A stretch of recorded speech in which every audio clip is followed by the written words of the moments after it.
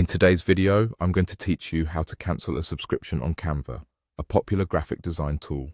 Whether you're looking to cut down on expenses or simply no longer need the premium features, this guide will walk you through the straightforward steps to cancel your subscription efficiently.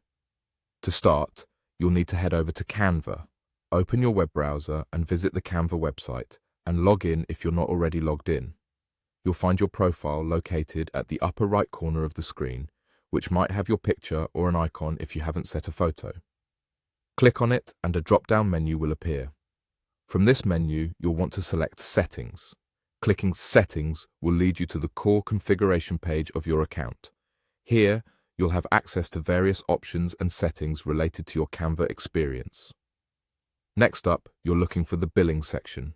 Use the search bar or look through the Settings menu to locate Billing.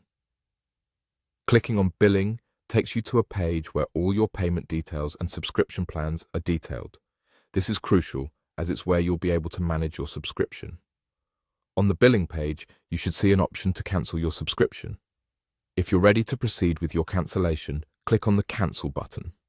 This action indicates that you're starting the process of opting out of your current plan. After opting to cancel, you'll be prompted to confirm your decision. Click Continue Cancellation. This step ensures that no mistakes are being made and also gives Canva an opportunity to provide you with any other options or insights that might be of interest. At this stage, Canva wants to understand your reasons for cancelling. You'll see a list of possible reasons for cancellation. Choose the one that best represents why you're leaving. It may offer them valuable feedback for improvement.